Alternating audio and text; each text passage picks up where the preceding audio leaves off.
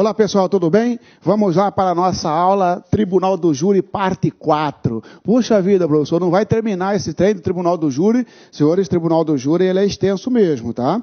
É bastante extenso e por isso os senhores têm que ter um pouco de paciência, porque nós estamos batendo em todos os detalhes do Tribunal do Júri. É um procedimento escalonado, como nós já sabemos, você tem duas fases, né? Uma fase que vai até pronúncia e depois a outra fase que é efetivamente o Tribunal do Júri, onde atuarão os senhores jurados. Nós estamos ainda na primeira fase do Tribunal do Júri. Nesta aula aqui, nós estudaremos sobre a pronúncia, impronúncia e absolvição sumária, tá certo? Vamos lá, então? Muito bem. Começando pela pronúncia. Que trem é esse? Que trem é esse? Pessoal, olha só. A pronúncia, ela é uma decisão interlocutória, né? Ela é uma decisão interlocutória pela qual, né? O juiz singular, não o juiz lá do Tribunal do Júri, ou seja, não os jurados, o juiz reconhece a materialidade do fato e reconhece que há indícios, a probabilidade de o réu ter praticado um crime doloso contra a vida. Esta decisão, denominada pronúncia, é essencial para que o sujeito vá a júri. Mas ele não está no júri ainda, Marcelo? Não. Ele está respondendo um processo, né, que em tese é um crime doloso contra a vida, mas ele ainda está na primeira fase, né? O Tribunal do Júri, especificamente, né, composto lá por 26 membros, sendo 25 jurados e um juiz togado, que dos 25 vão ser escolhidos 7 jurados por conselho de sentença, ele é na segunda fase. Mas para o réu chegar na segunda fase, ele tem que transpor uma barreira, e esta barreira é a pronúncia, né? Então a pronúncia é a decisão que manda o réu para ser julgado pelo Tribunal do Júri. Né? Pode ser que tenha pronúncia, pode ser que tenha impronúncia, ou absolvição sumária, ou uma desclassificação. Tá? Em outras palavras, né? Quando tem a primeira fase, que lembra que da nossa última aula, que tem o oferecimento da denúncia, recebe, cita, defende, Ministério Público fala, juiz manda produzir diligência, tem audiência de instrução e julgamento, onde vai ser ouvida a vítima, ouvidas as testemunhas, né, peritos, acariações, reconhecimentos, debates orais, interrogatório, debates orais, sentença. Esta sentença, esta decisão, é a decisão de pronúncia. São 4 possíveis decisões no final da primeira fase. 4 possíveis decisões, né? Pronúncia, impronúncia, absolvição sumária ou desclassificação. A impronúncia reconhece a materialidade, ou seja, fulano morreu? Sim, reconhece. Fulano sofreu uma tentativa de homicídio? Sim, reconhece. Esse crânio, o provável autor, sim, então o juiz manda ele para o Tribunal do Júri. O nome desta decisão chama-se pronúncia. Quais os requisitos da pronúncia? Prova da materialidade do fato, ou seja, o que é materialidade do fato? Se realmente aquele acontecido, denominado crime doloso contra a vida, ocorreu. No homicídio, como é que prova a materialidade do fato? Pela perícia no cadáver ou por testemunha, tá certo? Provando a materialidade do fato já é o primeiro requisito da pronúncia. E também indícios suficientes de autoria, ou seja, não precisa ter prova da autoria, basta ter indício suficiente. O que é isso aqui, indício suficiente, professor? É uma probabilidade, né? Tudo indica que seja ele. Por quê? Porque nesta fase, o que vigora não é o princípio do indúbio pro réu. Você já ouviu falar indúbio pro réu? Na dúvida, absolve. Aqui nesta fase, que fase? Naquela primeira fase do Tribunal do Júri, se o juiz tiver dúvida, manda o sujeito para a júri. Por quê? Porque aqui é indúbio pro societá. Na dúvida, beneficia a sociedade. A sociedade terá a oportunidade de julgar o sujeito lá na frente. Tá certo? Então, muito cuidado, porque se eles exigirem de você, para a pronúncia é necessário... Para a pronúncia, é imprescindível a prova da materialidade e prova da autoria. Falso. Não basta ter certeza da autoria, basta que tenha indícios suficientes. É uma probabilidade, não uma certeza. Indícios é uma probabilidade, não uma certeza. Eu vou te dar um exemplo. Ó. O sujeito, disse para o outro, eu vou te matar. É questão de tempo. Você pode acreditar que eu vou te matar. Acredita que 3 dias depois... O ameaçado, aquele que sofreu uma ameaça, foi encontrado morto, Constatou que a causa da morte foram tiros. Ninguém viu o sujeito sendo alvejado. Ninguém viu. Mas tem testemunha de que viu ele sendo ameaçado por João. João, tudo indica, há uma probabilidade que João seja o autor do homicídio, porque foi ele que ameaçou. Lá no tribunal do júri, o João consegue demonstrar que nesse dia, inclusive, ele estava a 1000 quilômetros dali.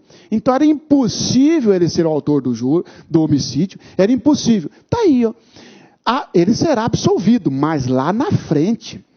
Aqui na primeira fase, porque ele ameaçou um cara que logo em seguida morreu, apesar de a ameaça não ser prova do homicídio, mas é um indício suficiente, porque é possível que ele tenha concretizado a sua intenção, o seu desejo, tá certo? Então, para a pronúncia, basta a prova da materialidade e o indício suficiente de autoria. E se ele trocar, professor?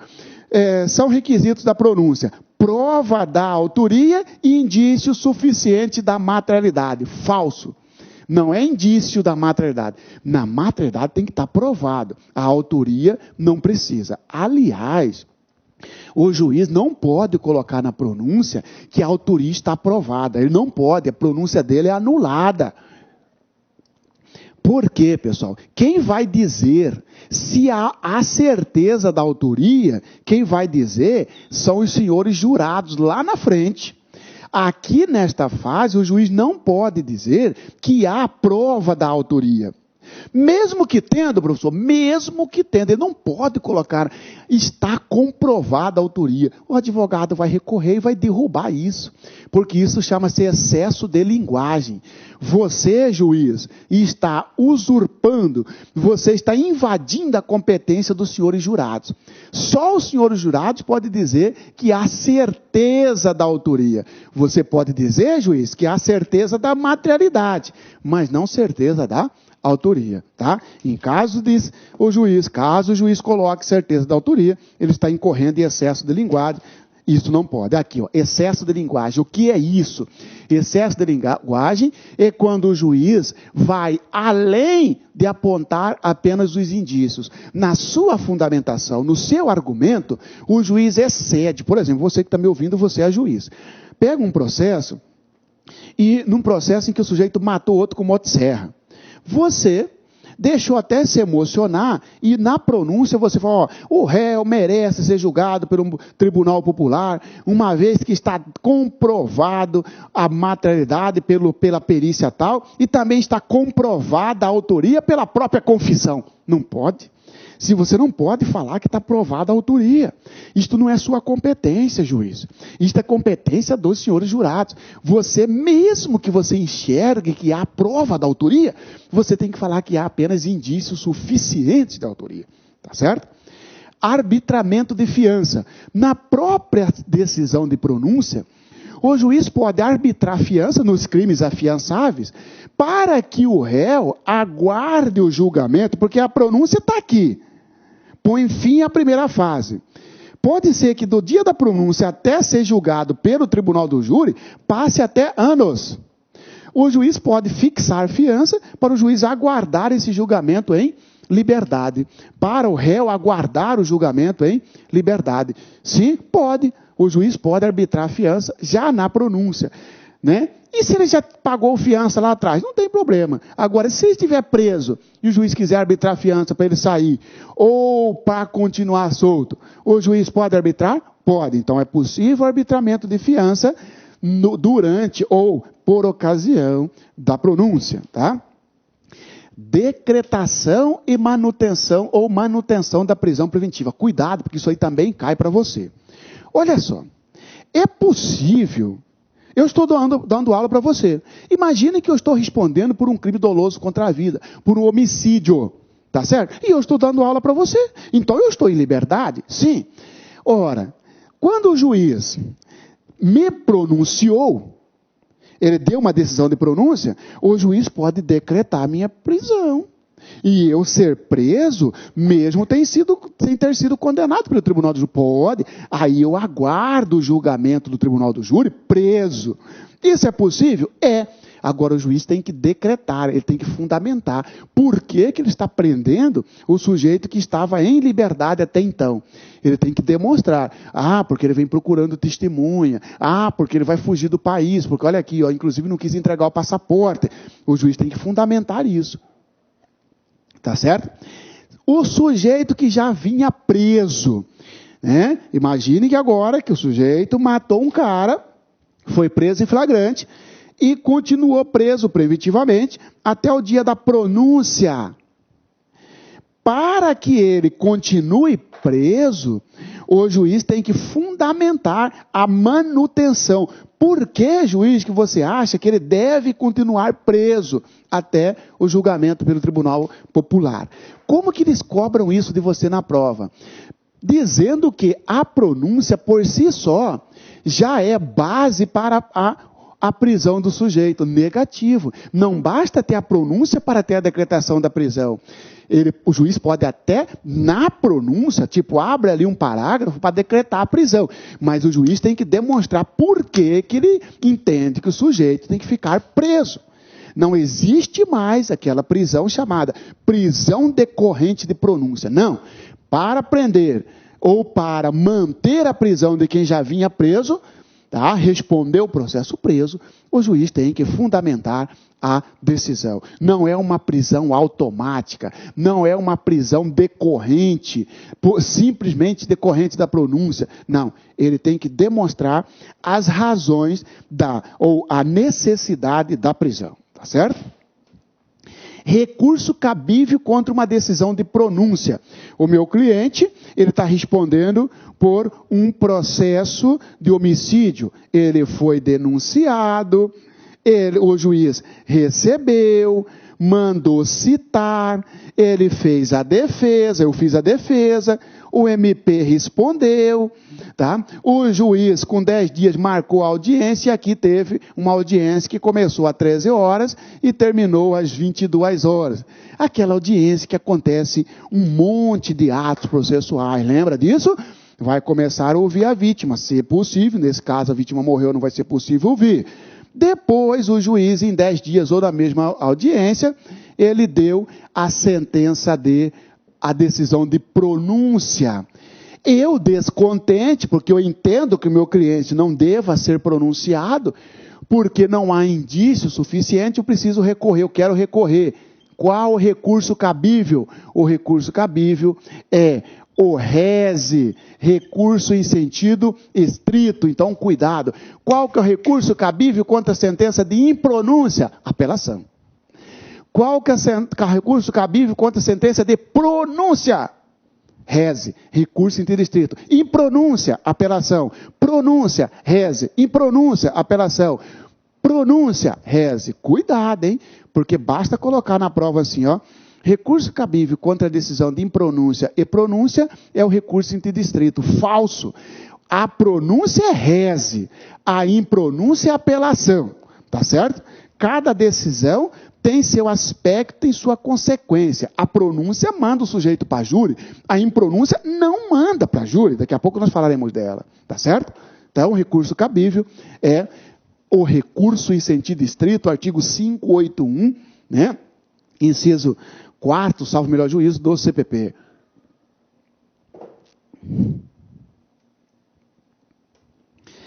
princípio do indúbio pro società. É aquilo que eu falei para você. Ora, se há indício suficiente, existe uma dúvida, pode até existir uma dúvida, mas a dúvida não beneficia o réu. A dúvida no tribunal do júri, na primeira fase, beneficia a sociedade, no sentido de mandar o sujeito para o júri para ser julgado por ela. Na segunda fase, se existir a dúvida, aí poderão os senhores jurados absolver. Na primeira fase, vigora o princípio do indúbio pro società. Cuidado que ele pode perguntar para você, só se você sabe qual o princípio que rege a primeira fase do tribunal do júri. Tranquilo, princípio do indúbio pro réu. Falso, princípio do indúbio pro società. Cuidado, tá? Olha aqui todos os artigos do que nós falamos.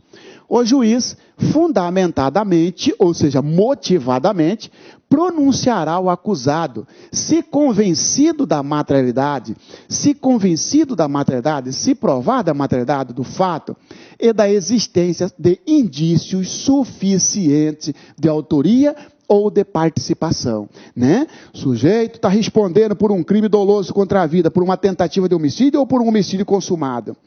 Chegou no final da instrução, depois dos debates orais, depois das alegações finais, o juiz falou, agora eu quero decidir se esse cara vai ou não para o júri. Basta que esteja convencido o juiz de que o fato existiu e de que tudo indique que seja o fulano de tal.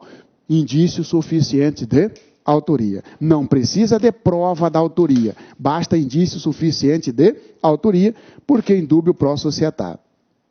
A fundamentação da pronúncia limitar-se-á à indicação da materialidade do fato e da existência de indícios suficientes de autoria ou de participação, devendo o juiz declarar o dispositivo legal em que julgar em curso o acusado, especificar as circunstâncias qualificadoras e as causas de aumento de pena.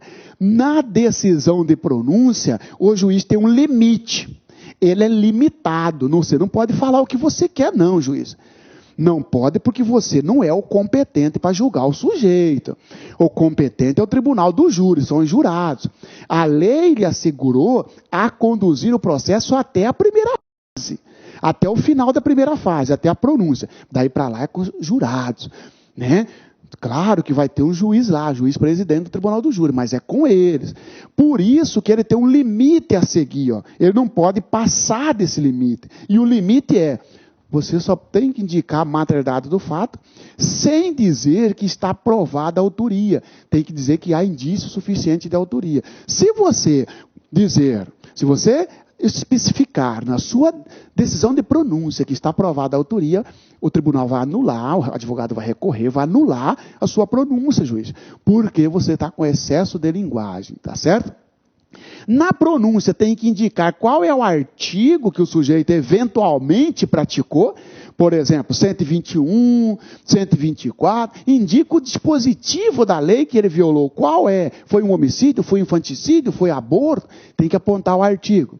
Se tem qualificadora, tem que apontar, por exemplo, ele usou veneno, ele usou de emboscada, dissimulação, dificultou a defesa da vítima, ou então uma causa de aumento de pena. Ele praticou esse crime contracendente, entendeu?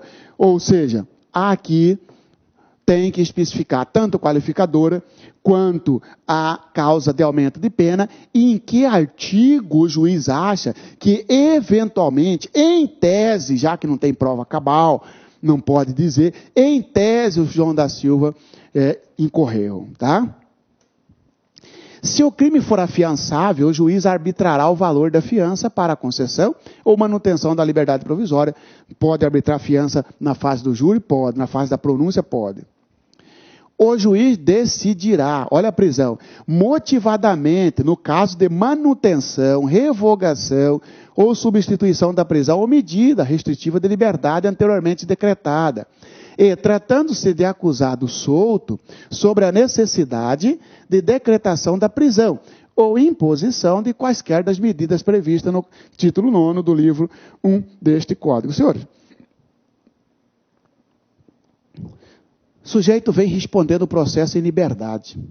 Teve pronúncia, se o juiz entender que ele deve ir para a cadeia, o juiz tem que decidir motivadamente.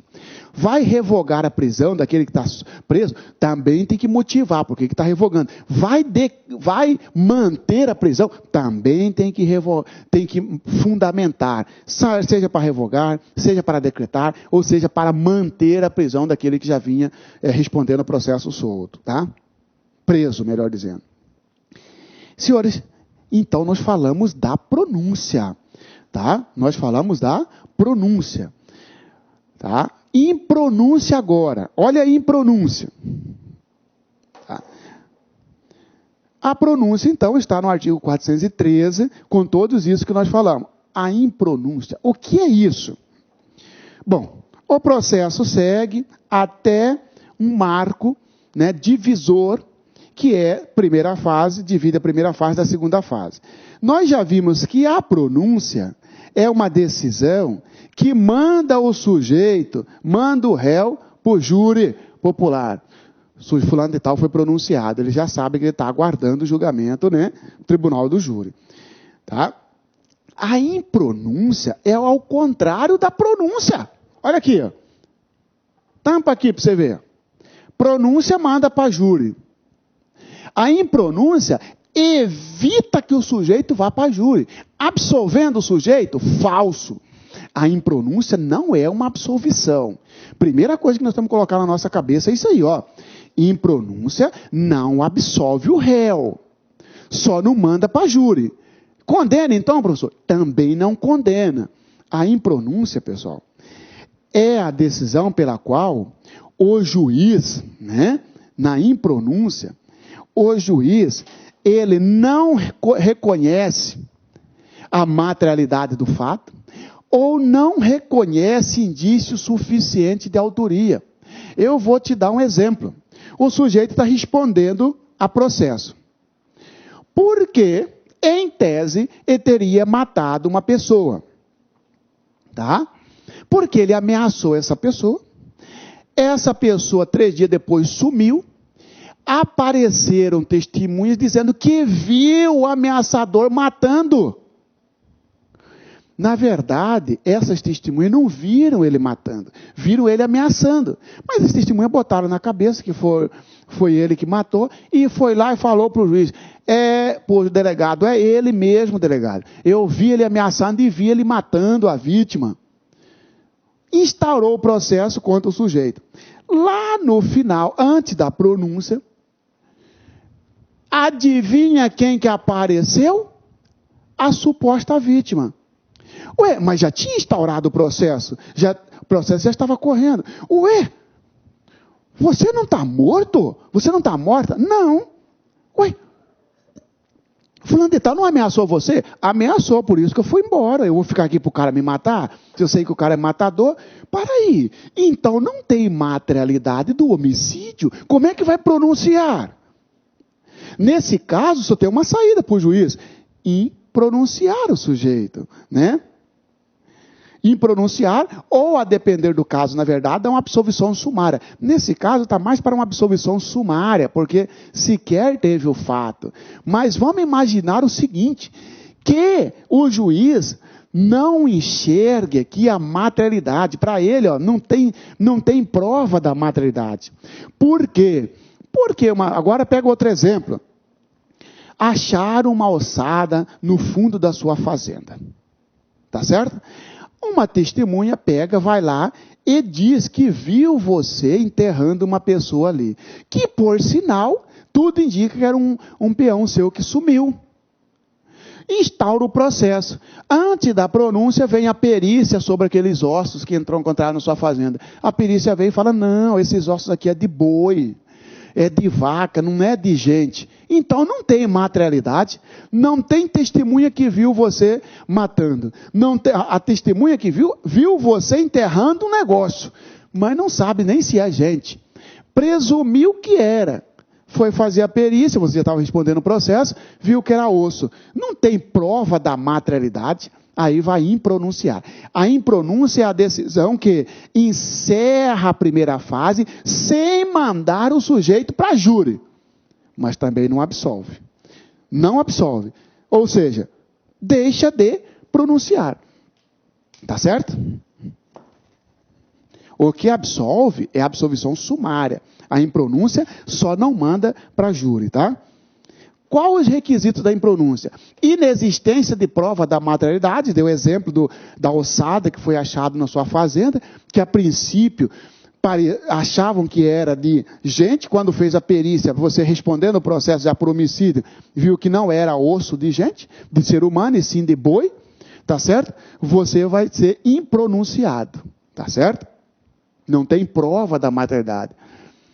Ou ausência de indícios suficiente de autoria. A ausência de indício suficiente de autoria, por quê?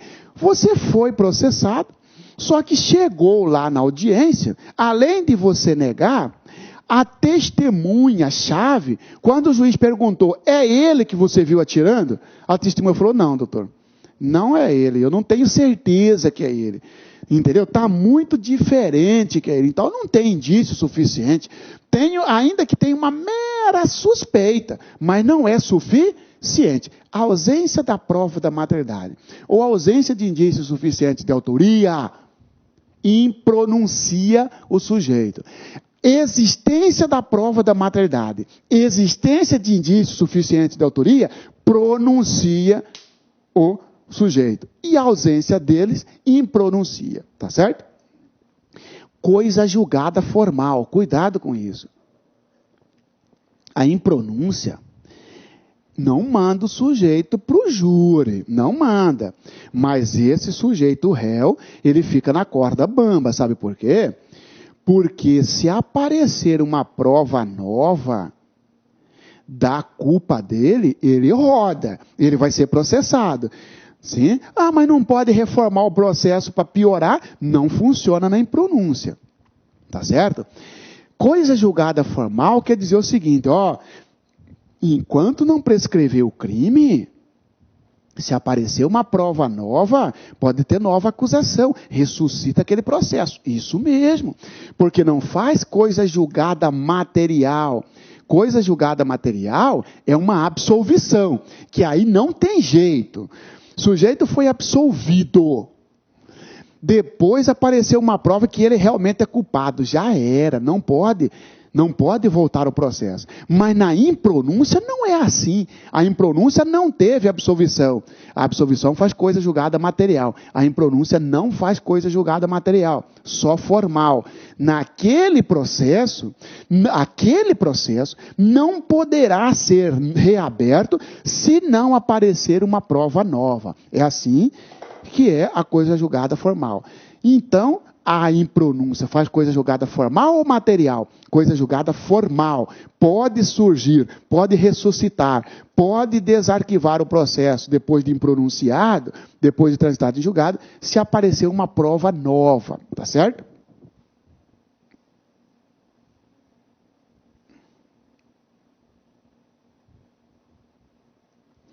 Recurso cabível contra a decisão de impronúncia. Apelação, artigo 416 do CPP. Nós até estudamos quando falamos do recurso de apelação. Qual o recurso cabível contra a decisão de impronúncia? Apelação. Cuidado, na prova vai confundir você. O recurso cabível contra a decisão de impronúncia é um recurso em sentido estrito, coloca falso. Não é recurso em sentido estrito, não é embargos infringentes, não é recurso extraordinário, não é recurso especial. É recurso de apelação, tá? Olha os artigos. Ou o artigo, né? Não se convencendo da materialidade do fato, ou da existência de indícios suficientes de autoria, ou de participação, o juiz fundamentadamente impronunciará o acusado. Então é o contrário da pronúncia.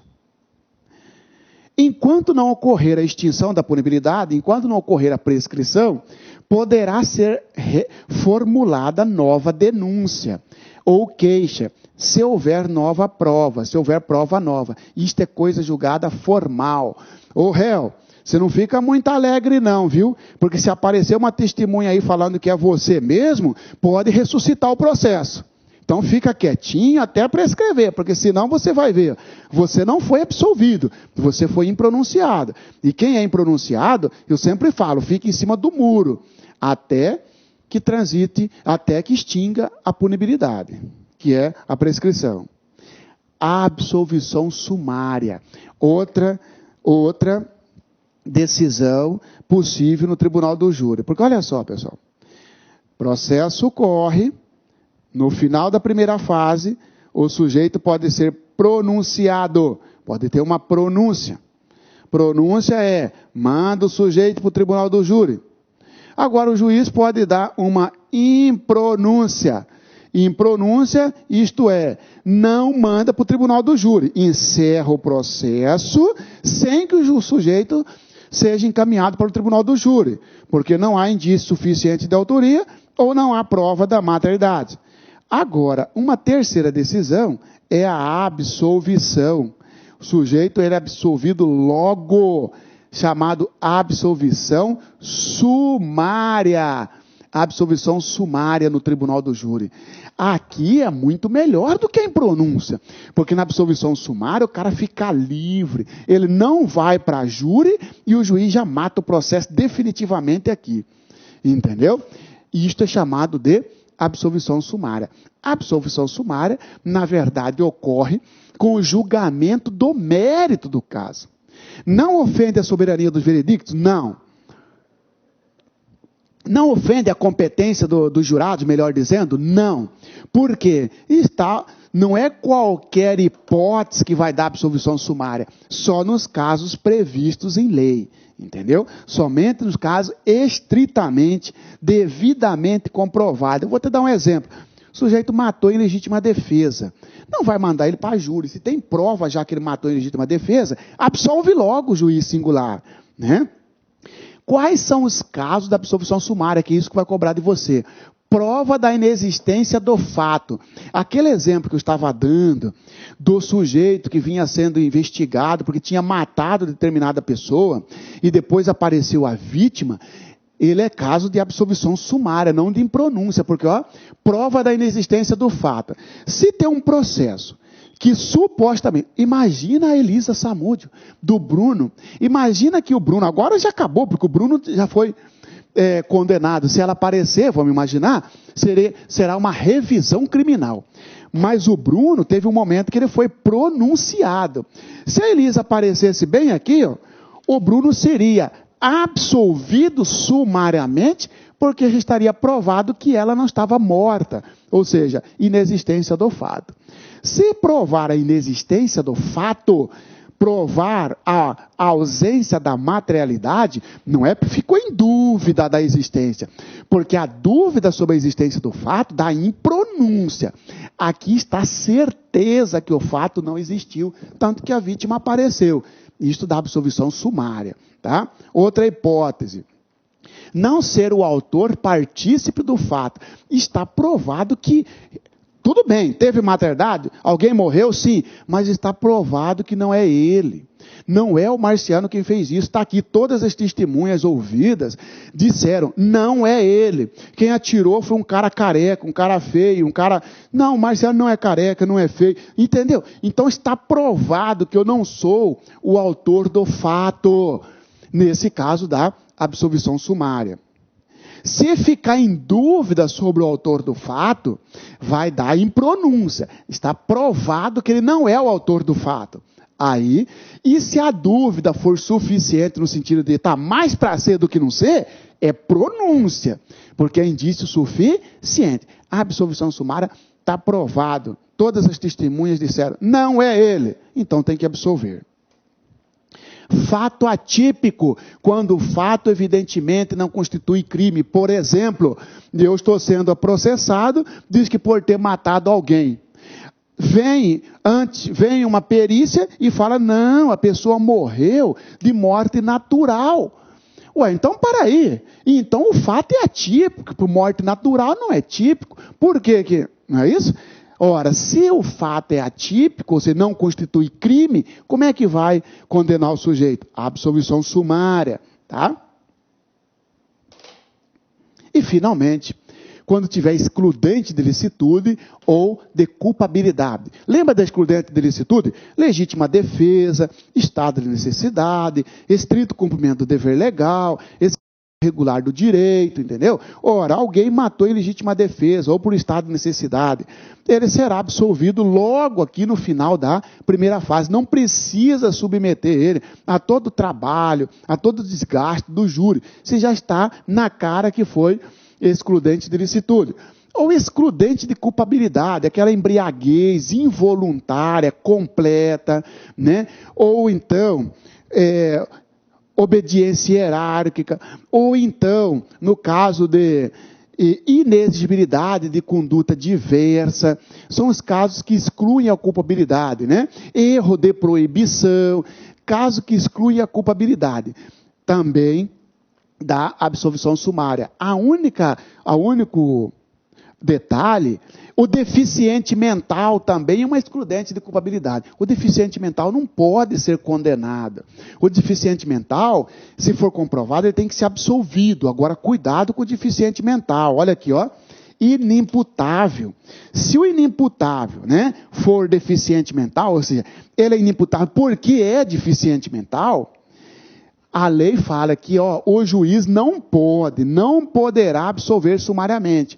Então, essa excludente de culpabilidade, né, não são todas, porque se for no caso de deficiente mental, tem um detalhe aqui, ó. Meu cliente está sendo acusado de ter matado um cara, tá certo? Eu alego que ele é deficiente mental. Vai para a perícia comprova, ele é deficiente mental. Só que além desta minha alegação, eu disse também, e consegui comprovar, estou querendo comprovar, que o meu cliente, ele sofreu uma agressão injusta. Entendeu? Ele, além de deficiente mental, a vítima atentou contra a vida dele e ele foi obrigado a pegar um pedaço de madeira e matou o cara. Mas então, para aí, se legítima defesa beneficia até quem não é deficiente, imagina quem é deficiente. Pô. Ora, o deficiente também não pode matar em legítima defesa? Pode. Ora, se não, estaria tratando de forma desigual, concorda ou não? Porque dizer que você que não é deficiente, você mata um porque ele te agrediu, você está em legítima defesa. Eu sou deficiente, mato um porque me agrediu, não posso alegar legítima defesa? Para aí. Então a minha defesa falou assim, não, para aí. Realmente, o Marciano matou. Mas ele matou em legítima defesa. E além disso, ainda que não fosse legítima defesa, ele é deficiente mental. Olha aqui. Então, nesse caso, a lei fala o seguinte, que se no decorrer do processo for alegado duas teses, uma de excludente de licitude e uma deficiente mental, não poderá o juiz absolver. Não poderá. Por quê? Porque se o juiz, por exemplo, não acreditar na legítima defesa, mas acreditar no laudo, porque eu sou deficiente mental, e o juiz me absolver, ele tem que impor a mim uma medida de segurança. E para impor medida de segurança, ele está usurpando, ele está ofendendo a competência do tribunal do júri. Entendeu? Além disso, ele está retirando um direito meu de levar para os senhores jurados a alegação de que eu matei em legítima defesa. Então, quando existirem duas teses, tá? E sendo uma delas inimputabilidade, o juiz singular não poderá absolver sumariamente. Tá certo? Não poderá absolver sumariamente, manda para o tribunal do júri. Agora, se a única tese era a deficiência mental, aí ele pode. Porque não tem mais o que o meu advogado levar para os jurados. Se a única tese é a deficiência mental, então pode. Então ficou como? Se cair para você assim, ó, como é que fica o deficiente mental e a absolvição sumária? Você vai assim, ó, se for única tese de defesa, o juiz singular pode absolver sumariamente e impor já a medida de segurança. Marciano, vai fazer tratamento. Se for mais de uma tese de defesa, o juiz singular não pode, porque essa outra tese ainda é direito do réu levar aos senhores jurados. Porque pode ser que o senhor jurado acate a tese de legítima defesa e o deficiente mental sequer sofrerá medida de segurança, que é, de certa forma, uma sanção penal penal, porque vai impor a ele ficar internado em hospital, né, de doido, como diz o outro, ou vai ficar internado, ter que fazer tratamento ambulatorial, ao fato que se ele for absolvido, nada disso ele precisa, tá certo?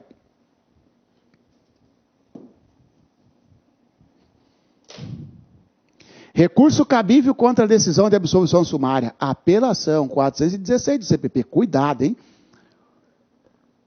Recurso cabível, apelação. Eu aposto com você que se for cair recurso envolvendo o júri, eles vão perguntar qual que é o recurso cabível contra pronúncia? Reze, pronúncia. Qual que é o recurso cabível contra impronúncia? Apelação. Qual que é o recurso cabível contra absolvição sumária? Apelação. Qual que é o recurso cabível contra desclassificação? Reze. Tá?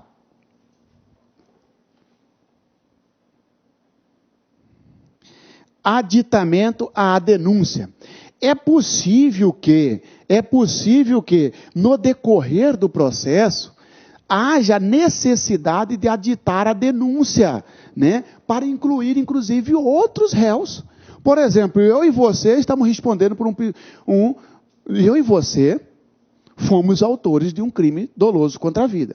Só que você saiu fora, só entrou eu. Lá no dia do julgamento, lá no dia da audiência, eu resolvi tocar o seu nome no meio. Ah, o processo vai voltar para incluir você, para fazer um aditamento. Emendácio libelli. Emendácio libelli, que está lá no artigo 383 do CPP, é a possibilidade para você, juiz, mudar a tipificação, mudar o artigo do crime. Entendeu? Por exemplo, pessoal, imagine que determinada pessoa foi denunciado por homicídio. Melhor, foi denunciado por infanticídio. Lá o Ministério Público descreveu certinho os fatos como se fosse homicídio. Mas na hora de classificar o crime, colocou que é infanticídio, por exemplo. O juiz pode fazer a correção e falar, não é infanticídio, e sim homicídio. Emendácio libelli é corrigir o artigo erroneamente apontado pelo Ministério Público. Intimação. A intimação da sentença de pronúncia, na verdade. A intimação da sentença de pronúncia. Né? Apesar de estar aqui na absolvição sumária, mas essa intimação é da sentença de pronúncia, por exemplo. Aí depende. Como é que intima o pessoal? Bom, o advogado contratado, o assistente e o querelante são intimados pela imprensa. Só intimado pelo Diário Oficial. O Ministério Público, Defensoria Pública, tá? O próprio réu e o advogado nomeado pelo juiz, por exemplo, o cara é pobre, não tem Defensoria Pública na sua comarca, mas nomeou um advogado, serão intimados pelo oficial de justiça. Então, tem que tomar cuidado, hein? A intimação, você que vai ser servidor do Poder Judiciário, pode questionar você, como é que é a intimação de uma decisão de pronúncia? Você vai dizer, depende. Para o advogado contratado, para o assistente e para o querelante, é pela imprensa. A intimação do Ministério Público, do advogado público, seja ele indicado pelo juiz ou defensor público, e o próprio réu é pelo oficial de justiça. Se o réu não for encontrado, aí intima ele por edital. Tá? Olha só o artigo 415 que fala da absolvição sumária. Tá? O juiz, fundamentadamente, absolverá desde logo o acusado quando? Este desde logo quer dizer o que exatamente a palavra sumária. Sim, porque em vez de esperar lá o júri para ele ser absolvido, já absolve aqui, ó, desde logo, quer dizer, sumariamente. Não é isso? Sumariamente é aquilo que antecede, não é isso? Por isso que fala sumário, né? Aquilo que antecede. A absolvição sumária, sujeito, já no final do procedimento, na primeira fase, ele é, absolvido. Não é a mesma coisa da impronúncia, que a impronúncia só não manda para júri, mas também não reconhece a inocência dele. A absolvição sumária reconhece a inocência. Quando? Provada a inexistência do fato. O fato não existiu. Uai, vítima, você apareceu, você estava vivo? Sim, então não teve fato morte. Provado não ser ele o autor do fato. Olha só, tem que estar provado. Porque se tiver dúvida, ou se a dúvida Se há indício de que foi, vai para o júri, basta ser suficiente. Se há dúvida, ainda que seja leve, pode não dar absolvição sumária, vai dar a impronúncia. O fato não constitui infração penal, fato atípico. Demonstrada a causa de isenção de pena ou exclusão do crime, ou seja, excludente de culpabilidade ou excludente de ilicitude. Olha o parágrafo único que fala lá da questão do deficiente mental. Não se aplica o disposto no inciso 4 do caput deste artigo, né, ao caso de inimputabilidade previsto no caput do artigo 26 do decreto-lei tal. Isso aqui é o deficiente mental. Salvo quando esta for a única tese defensiva. Você está defendendo o marciano. Você alega que ele é deficiente mental. Você só alega isso. Então é a única tese sua. Neste caso, se ficar comprovada a minha deficiência mental, eu posso ser absolvido sumariamente? Posso. Agora, se você alegar, além da minha deficiência mental, que eu matei em legítima defesa, não pode ser absolvido sumariamente, tá certo? Porque senão o juiz teria que aplicar a medida de segurança e aí não pode, não é possível, somente lá no júri. Contra a sentença de impronúncia ou de absolvição sumária, caberá apelação, tá? Se houver indícios de autoria ou de participação de outras pessoas não incluídas na acusação, o juiz, ao pronunciar ou impronunciar o acusado, determinará o retorno dos autos ao Ministério Público por 15 dias, aplicável, no que couber, o artigo 80 deste Código. Ou seja, eu e você praticamos um crime doloso contra a vida. Você ficou fora do processo. Só eu entrei. Lá eu resolvo abrir o bico. O juiz me pronuncia e manda o processo de volta para o Ministério Público denunciar você. E ele manda aplicar o artigo 80, que é, inclusive, separar o processo. Como eu já estou num estado avançado, já estou lá na fase da pronúncia, pode ser que o juiz, é faculdade, não é uma obrigação, separe o processo. Ou então eu espero você para nós dois irmos ao júri. O juiz poderá dar ao fato definição jurídica diversa da constante da acusação, embora o acusado fique sujeito à pena mais grave. Isso aqui é pegadinha, porque, imagina que o sujeito foi denunciado lá pelo 123 por infanticídio. Tá certo? O juiz, lá na fase da pronúncia, falou: isso aqui não é infanticídio nada, isto aqui é homicídio. Para aí, pessoal. A pena do infanticídio é muito menor do que do homicídio. Comprovou que, na verdade, a mulher não estava em estado puerperal nada. Por isso deu homicídio, que matou o próprio filho. O juiz, ele pode pronunciar o sujeito, não como infanticídio, mas sim como homicídio? Pode. Sim, mas o homicídio tem pena maior. Não tem que abrir vista para fazer a mutatio libere? Não, porque se já teve a descrição dos fatos, o réu se defende dos fatos. Os fatos foram descritos de forma correta, sim. Então o juiz poderá mudar de infanticídio para homicídio, mesmo que haja um crime que tenha a pena mais grave. Tá certo? Não é que o juiz vai impor uma pena mais grave, porque isso quem vai fazer são os senhores jurados. Mas o crime, o artigo que ele vai mudar, ele vai sair do 123 para o 121, é muito mais grave o 121. A intimação da decisão de pronúncia será feita, cuidado, hein? Pessoalmente, o que é a intimação pessoal? Por oficial de justiça, ao acusado, ao defensor nomeado é aquele que não recebe, aquele que o juiz nomeou, porque o sujeito é pobre. É o defensor público, ou é você que trabalha na sua comarca, de vez em recebe uma cartinha do juiz falando que você tem que acompanhar um processo. Você foi nomeado.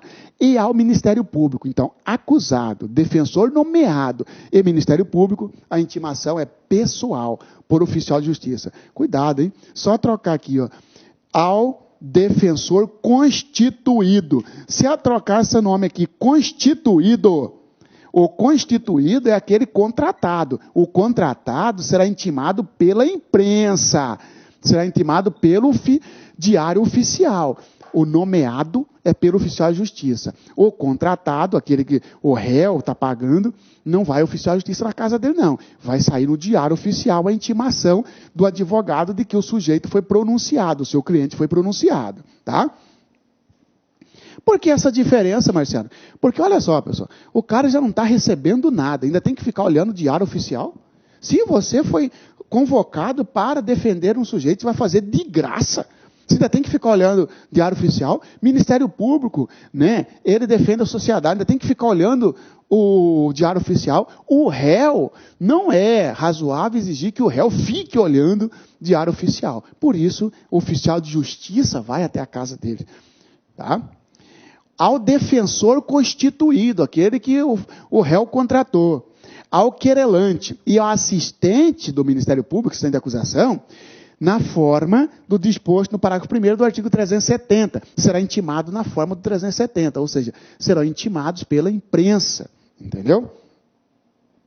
Então, eu diria para você o seguinte, como que fica a intimação? Faz assim, pessoal, ó, a intimação vai ser assim, ó, vai ser pessoal é por oficial de justiça, ou vai ser pela imprensa.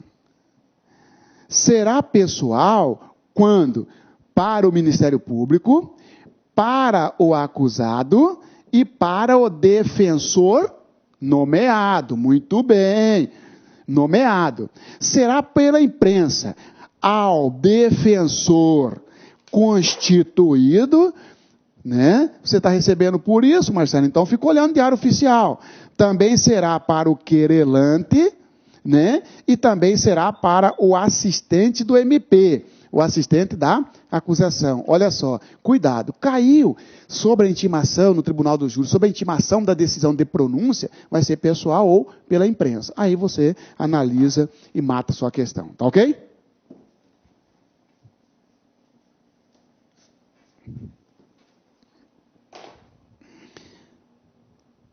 Será intimado por edital o acusado solto que não for encontrado. Então, você já sabe, né?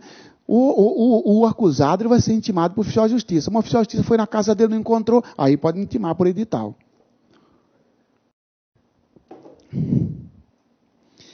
Preclusa a decisão de pronúncia, os autos serão encaminhados ao juiz presidente do tribunal do júri. O que é isso, pessoal? Ó, processo caminhou, sujeito foi pronunciado, ele tem o direito, inclusive, de entrar com recurso em sentido estrito. Vamos imaginar que ele não entrou com recurso, ou entrou e perdeu.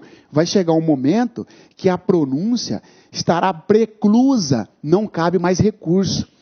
Este processo aqui, ó, que mais ou menos tem aí suas 400, 500 páginas, vai ser mandado lá para o juiz, para outro juiz, para o tribunal do júri. Ele sai, por exemplo, da primeira vara e vai para o 5º tribunal do júri, vai para o tribunal do júri. É isso que quer dizer, ó, preclusa a decisão de pronúncia, os autos serão encaminhados ao juiz presidente do tribunal do júri. Você lembra que o tribunal do júri é formado por 26 pessoas, sendo 25 jurados e um juiz presidente? Esse juiz presidente, quando recebeu o processo, ele já recebe para fazer o julgamento. Ele já recebe o processo de lá do outro juiz, já teve uma primeira fase lá atrás, entendeu? A fase do judício acusaciones, né? Já foi lá atrás, tá?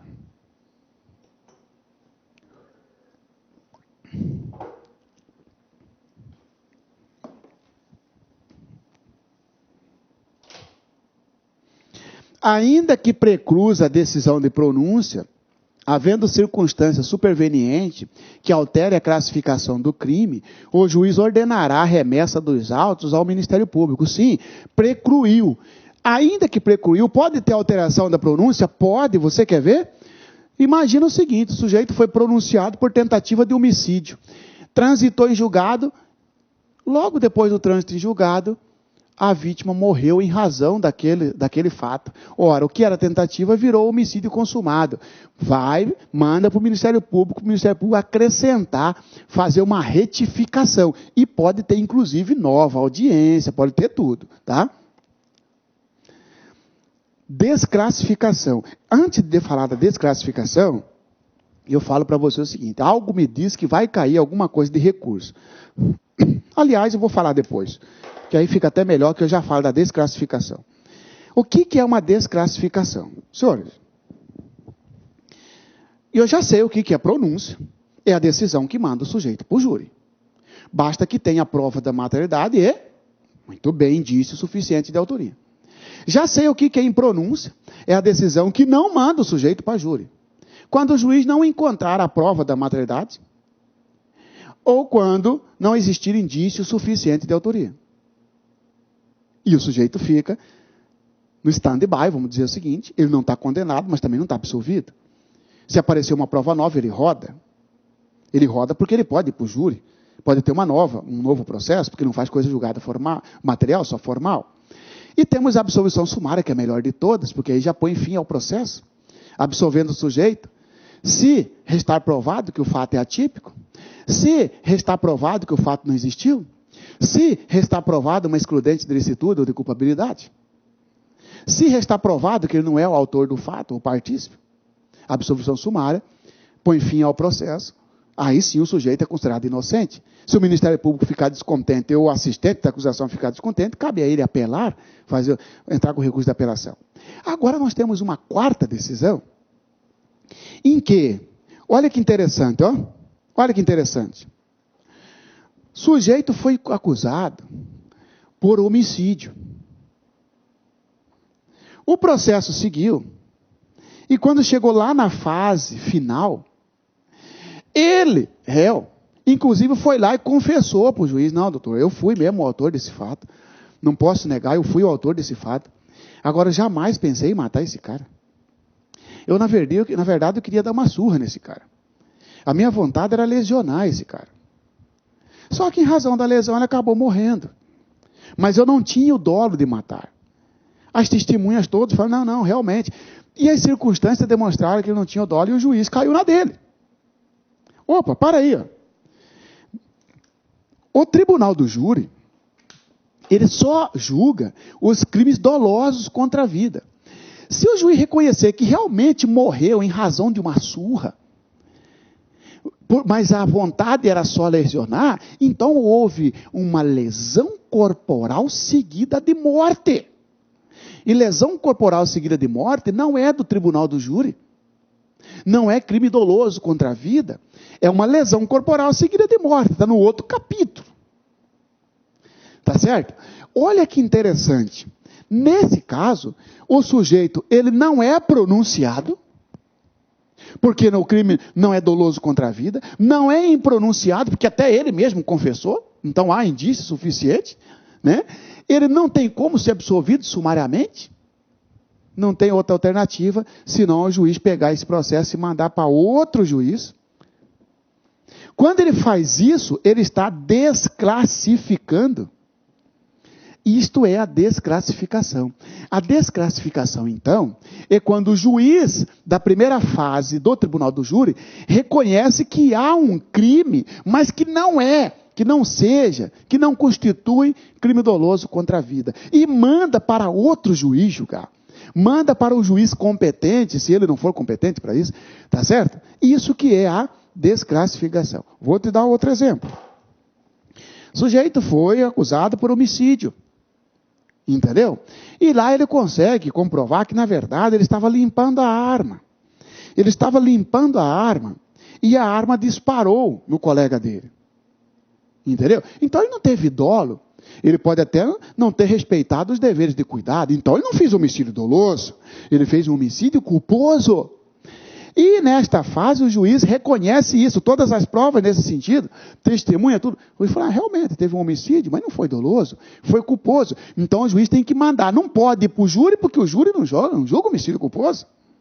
É só homicídio doloso, crime doloso contra a vida. O juiz desclassifica, manda para outro juiz. Desclassificar é mudar o crime de homicídio doloso para outro crime. Essa é uma decisão também que ocorre no tribunal do júri, chamado de decisão de desclassificação, previsto no artigo 419 do CPP. Tá certo? Olha aqui, ó. Quando o juiz se convencer em discordância com a acusação, porque a acusação foi de homicídio, foi de crime doloso contra a vida, em discordância da acusação da existência de crime diverso dos referidos no parágrafo 1º do artigo 74 deste Código, e esse aqui fala exatamente do crime doloso contra a vida, e não for competente para o julgamento, remeterá os autos ao juiz, ou seja, ô juiz, você não é competente para julgar esse caso, né? Não, manda para o outro. Isto é desclassificar, tá? Remetido os autos do processo ao outro juiz, à disposição deste ficará o acusado preso. Imagina que o sujeito está preso, desclassificou, já solta? Não, manda para o juiz competente, e o juiz competente que vai decidir sobre a prisão. Contra esta decisão, cabe recurso em sentido estrito. Contra esta decisão, cabe recurso em sentido estrito. Então, aí eu fecho para você. Na primeira fase, é possível as seguintes decisões: pronúncia, impronúncia,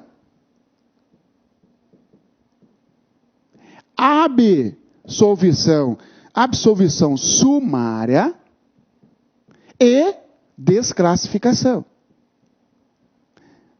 Senhores, você não pode esquecer disso aqui, Na primeira fase do tribunal do júri, pronúncia, você já sabe o que é, manda para júri.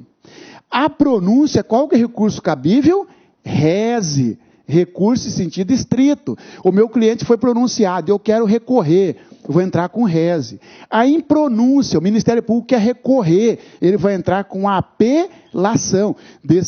Recurso contra a decisão de impronúncia, apelação. Absolvição sumária, você já sabe o que é. Qual que é o recurso cabível? Apelação. Meu cliente foi absolvido sumariamente, não vou recorrer, mas você do MP vai recorrer. Então você vai entrar com reze ou com apelação? Apelação. Foi desclassificado. O meu cliente, o juiz entendeu que ele não praticou um crime doloso contra a vida, mas sim culposo.